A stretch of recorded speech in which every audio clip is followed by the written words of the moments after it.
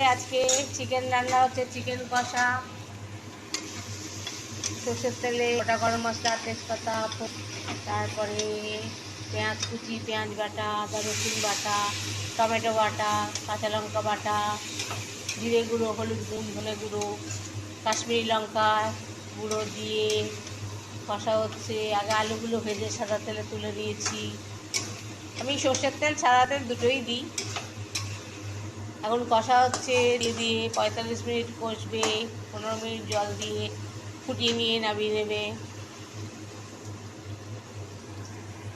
একটু আমাকেও দেখে নাও।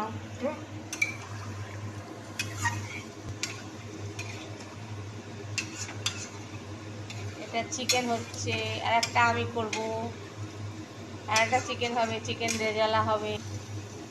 এখন চিকেন কষা হচ্ছে, এটা হাড়ওয়ালা চিকেন, আর একটা সলিড